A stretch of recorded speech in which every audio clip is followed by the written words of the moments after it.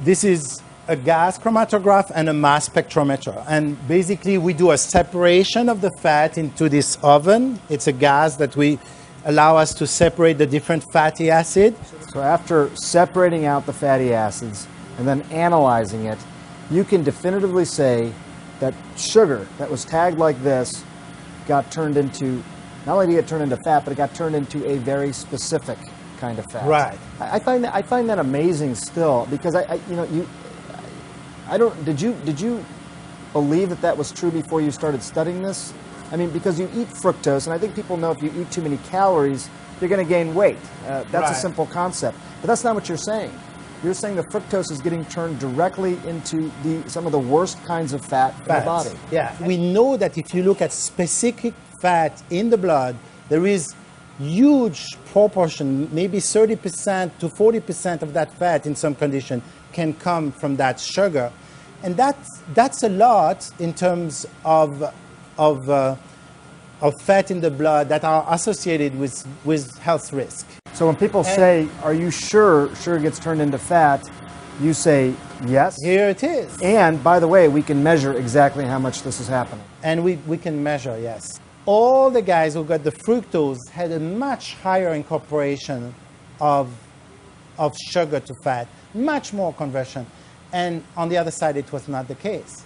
So it becomes very obvious that this was a very powerful way to stimulate, that fructose was very powerful to stimulate the conversion of sugar to fat. And it has been very consistent all the time. It's very satisfactory for a scientist when you see black and white kind of answer. And with fructose, it's very black and white. No doubt in your mind. Absolutely not. It just blew our minds.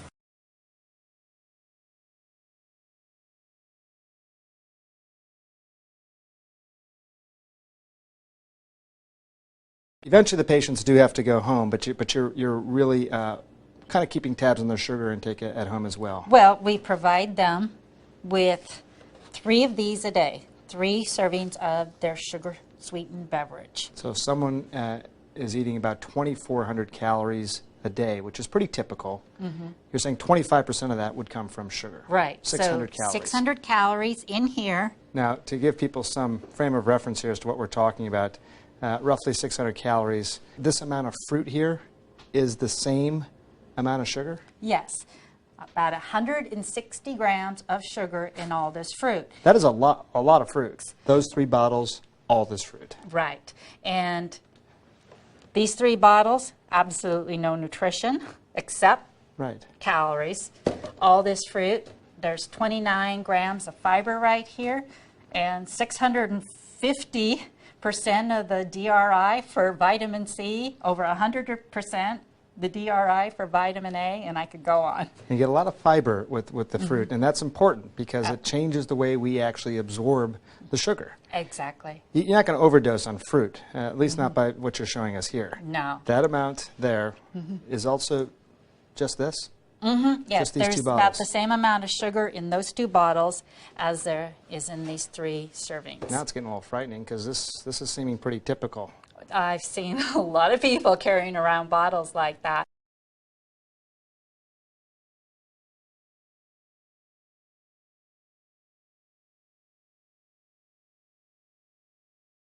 Have you noticed a change in how much fat in general in your patients is around the organs in the abdominal cavity? Probably over the last 25 years that I practice, I think there's a marked change in the amount of fat that we see in patients inside their organs. Let's take a look at some of these pictures here because people know about fat specifically, but the fat, you're talking about the fat that's inside the abdominal cavity. Right. You're not talking about the stuff that maybe you can pinch too much of on the sides lately, but you're talking about the inside stuff. Yeah, so there's 2 types of fat. The fat you would pinch on somebody, and that's the fat. If you pinch an inch or you pinch 2 inches, that's your outside fat. That fat is probably not as bad as the fat on the inside around your solid organs inside your belly. And this is something you can measure. You can see this fat inside someone's abdomen. Yes. Basically, this is an axial scan. So an axial sounds complex, but it'd be like if you had a slice of a hot dog or something, and you're just slicing it into little bits or pieces of salami that you're slicing, you get little round little things, almost similar to that. So you're slicing the body in an axial scan. And what we can see in these pictures is we can see the spine back here in white. We can see all the muscle, but then we see all this subcutaneous fat. And then this is the muscle. So these are the muscles we have within our abdominal wall. And then inside we see all this black. All that black is the intra-abdominal fat. So all this black stuff is fat. That's all fat.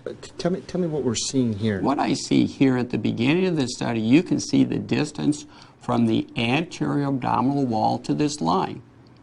Okay, and then at the end of the study, all of a sudden, this individual's belly has protruded out to this line. So just in this 10-week period, we've increased that much from that time over to this time. And that's just a 10-week period. That's pretty striking. That is very dramatic.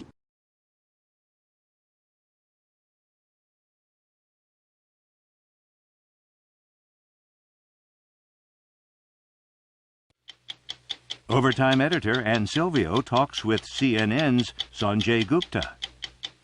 Sanjay, you reported on the evils of sugar this week for 60 Minutes. The major headline is that sugar is actually a toxin. I saw that and I thought, a toxin? When we give our kids candy and cupcakes, we're giving them a poison? Yeah, it is hard to get your arms around. But what we're starting to see is scientific studies that are starting to back this up, starting to show what sugar does to the body. Even at the average amounts of sugar that we probably all take on any given day, it's toxic to our bodies. I think people will be asking, well, should I limit my fruit intake?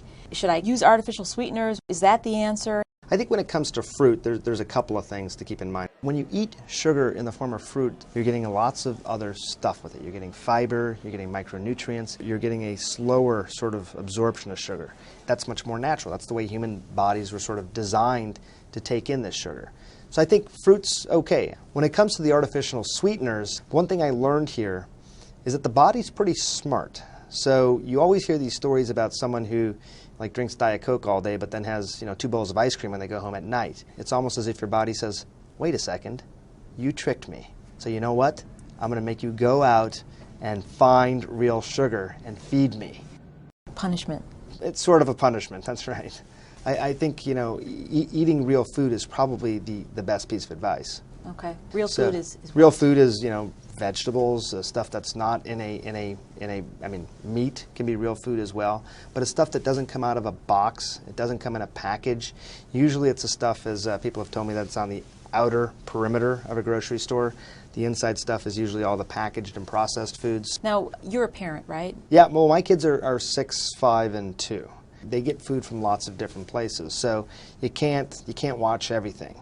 So a lot of it is just sort of trying to teach them a little bit about what we think is good for them. I'm not the kind of parent who wants to scare my kids. I don't want to call sugar a toxin to my kids or a poison to my kids, but it's just too much, and it's doing things to their bodies that they can't possibly imagine. I think that's a point that I like to get across to them. If there's a takeaway for parents here, if you could put it in a nutshell, what would you? What I would say to parents is you're probably getting a lot more sugar in your kids' bodies than you realize.